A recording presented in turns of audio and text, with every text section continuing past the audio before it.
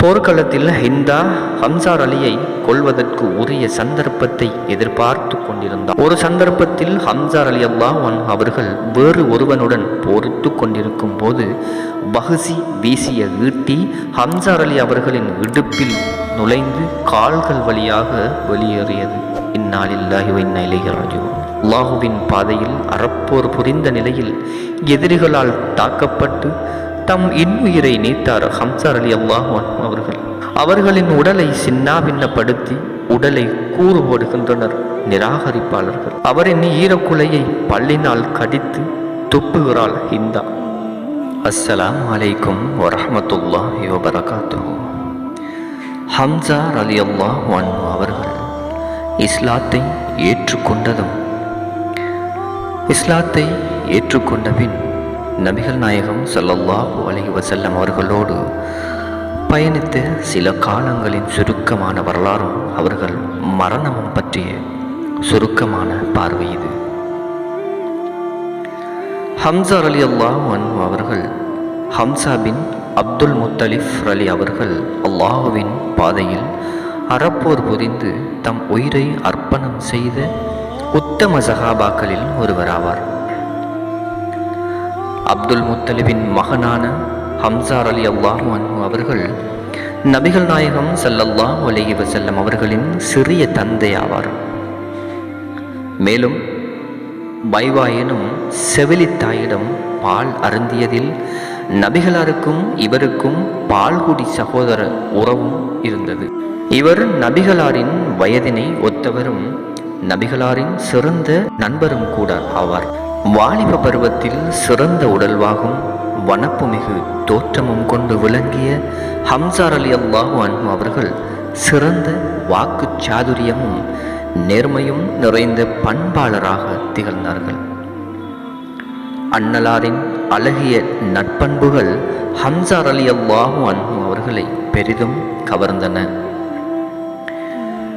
இஸ்லாத்தை ஏற்பது நபிகள் நாயகம் ஸல்லல்லாஹு அலைஹி வஸல்லம் அவர்களுக்கு நபித்துவம் கிடைத்த ஆரம்ப கட்டத்தில் இஸ்லாத்தை ஏற்றுக்கொண்டோரில் இவரும் ஒருவராவார்.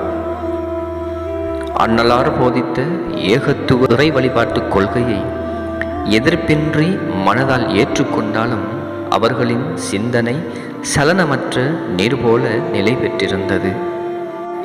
ஏகத்துவ எதிர்ப்பாளர்களின் விமர்சனங்கள் நபிகள் நாயகம் ஸல்லல்லாஹு அலைஹி வஸல்லம் அவர்கள் மீது வீசப்பட்ட போதுதான் சலனமற்ற நீரில் எறியப்பட்ட கல்லினால் நீரில் உருவாகும் வண்ண வளையங்களின் அழகு தோற்றங்கள் போலவே ஹம்சார் அலி அல்லாஹ் அவர்களின் சிந்தனையில் ஏகத்துவ இறை வழிபாட்டு கொள்கையின் இனிமையும் புரிந்தது. ஒரு நாள் காபாவின் அருகில் இணை வைப்பாளர்களில் முக்கியமானவனான அபூஜஹல் தலைமையில் ஏகத்துவ எதிர்ப்பாளர் கூட்டம் நபிகள் நாயகம் ஸல்லல்லாஹு அலைஹி வஸல்லம் அவர்களின் பிரச்சாரத்தை குறை கூறி நடந்தேறியது. முஹம்மதுவின் பிரச்சாரங்கள் நம் முன்னோர்களின் அனுஷ்டானங்களுக்கு எதிராகவும் நம் வழிபாட்டு தெய்வங்களின் மகிமைக்கு பங்கம் விளைவிப்பதாகவும் உள்ளது.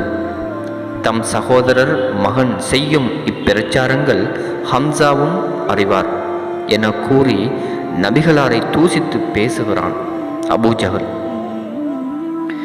இதனை செவிமடுத்த ஹம்சார் அலி அல்லாஹ் அவர்கள் முஹம்மதுவை தவறாக எவரும் எடை போட வேண்டாம் என எச்சரிக்கிறார்கள்.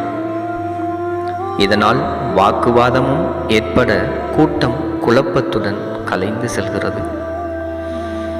அதன் பிறகு தனிமையில் அமர்ந்து சிந்தித்த ஹம்சார் அலி அல்லாஹ் அவர்களுக்கு நபிகளாரின் ஏகத்துவ பிரச்சாரமும் அவர்களின் போதனைகளும் சரியானதே என மேலும் உறுதிப்படுத்துகிறது.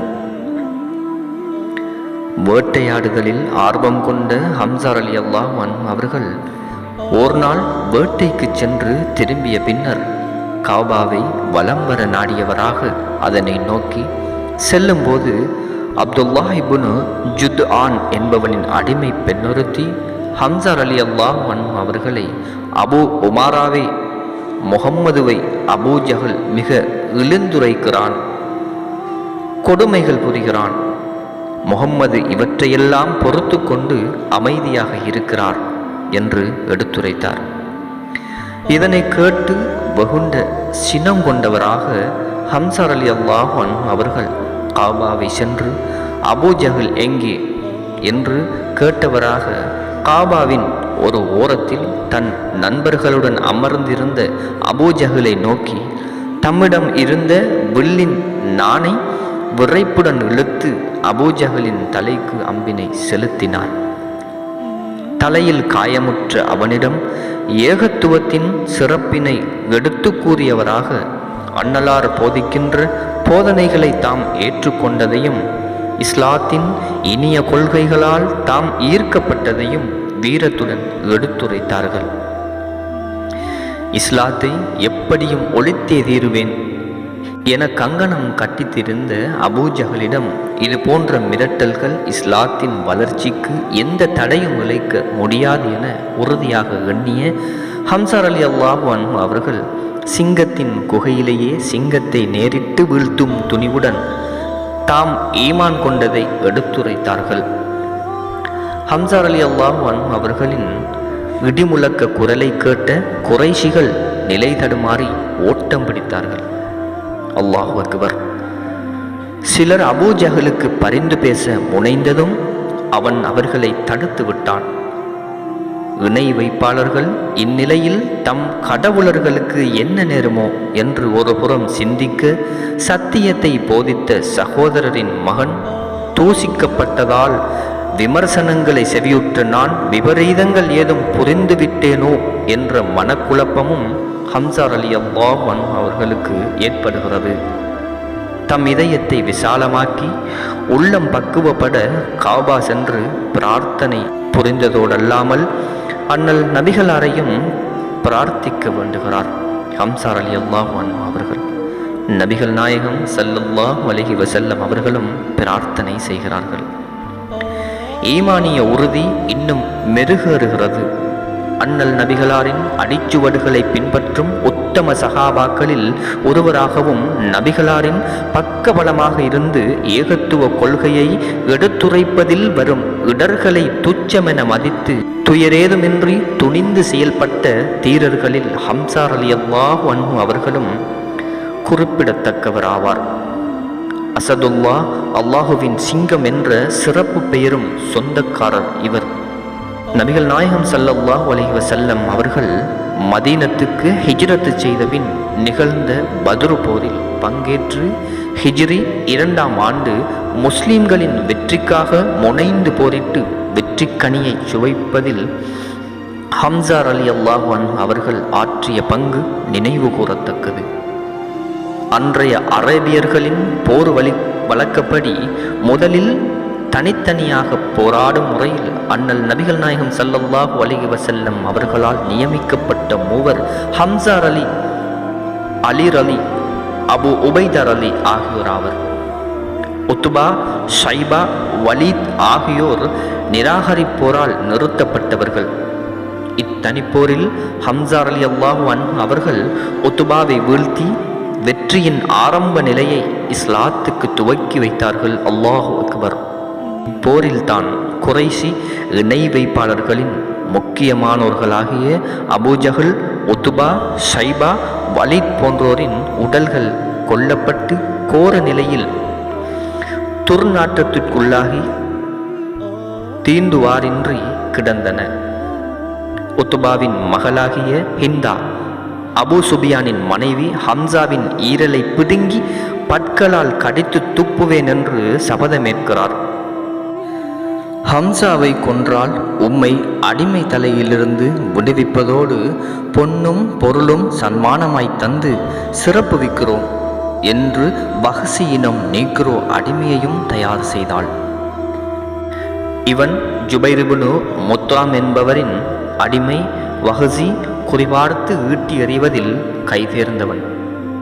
பத்ரு போரின் தோல்வியை ஜீரணிக்க முடியாத மக்கா நிராகரிப்பாளர்கள் பழிதிருக்கும் பொருட்டு துவங்கிய போர்தான் உஹது போர். இப்போரின் ஆரம்ப நிலை இஸ்லாமியர்களின் பக்கம் சாதகமாகத்தான் இருந்தது. குறைஷியர்கள் விட்டு விட்டு ஓடிய போரின் கனிமத்து பொருட்களை கண்ணுற்ற முஸ்லிம் வீரர்கள் அன்னலாரின் கட்டளைகளை மீறி அங்கிருந்து இடம்பெயர்ந்து அப்பொருட்களை வாரி எடுக்கும் பணியில் ஈடுபட்டிருக்கும் போதுதான் அந்த நிகழ்வு நடந்தேறியது. நிராகரிப்பாளர்கள் தருணம் பார்த்து பின்புறமாக தாக்குதல் நடத்தி பெருஞ்சோகத்தை விளைவித்தனர். ஆக ஆரம்பத்தில் வெற்றியடைந்த முஸ்லிம்கள் நபிகளாரின் கட்டளையை சிலர் புறக்கணித்ததால் இறுதியில் பெரும் பாதிப்பை சந்திக்கின்றனர்.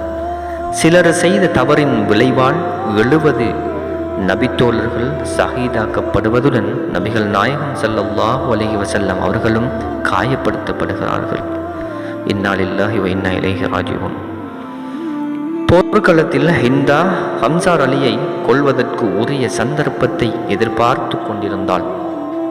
ஒரு சந்தர்ப்பத்தில் ஹம்சார் அலி அல்லாஹ் அவர்கள் வேறு ஒருவனுடன் போரிட்டு கொண்டிருக்கும் போது பஹ்சி வீசிய ஈட்டி ஹம்சார் அலி அவர்களின் இடுப்பில் நுழைந்து கால்கள் வழியாக வெளியேறியது.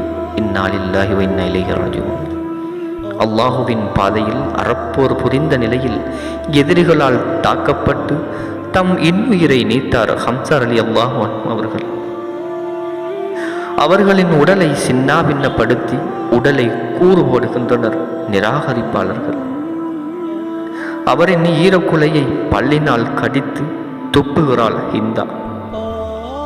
போர் முடிந்து ஷஹீதான சஹாபாக்களின் உடல்களை சேகரித்து கபனிட்டு அடக்கம் செய்யும் பணியில் ஈடுபட்டிருந்த அன்னலாருக்கு ஹம்சார் அலியின் சிதைக்கப்பட்ட உடலை கண்டதும் நான் இது போன்ற வேதனை இதுவரையில் அனுபவிக்கவில்லை என சோகத்தினால் கண்ணீர் வடிக்கிறார்கள்.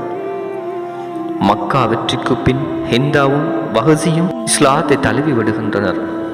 இருப்பினும் நீங்கள் என் கண் முன் தோன்ற வேண்டாம் என அவர்களை மன்னித்து அப்புறப்படுத்தி விடுகின்றனர் நபிகள் நாயகம் ஸல்லல்லாஹு அலைஹி வஸல்லம் அவர்கள்.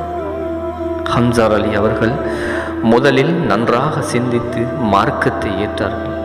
ஈமான் கொண்ட பிறகு அதிலே மிகவும் உறுதியாக நின்று தன் இறுதி மூச்சு வரை இஸ்லாத்திற்காகவே போராடினார்கள். அவர்களுடைய வீரம் எதிரிகளை நடுங்கச் செய்யக்கூடியதாக இருந்தது. அல்லாஹ் அக்பர். தொழுகையை அதற்குரிய நேரங்களில் தொழுவதும், பெற்றோரை பேணுவது, அல்லாஹுவின் பாதையில் அறப்போர் புரிவதும் இவைகள் செயல்களில் அமல்களில் மிகவும் சிறந்தவையாக இருக்கிறது.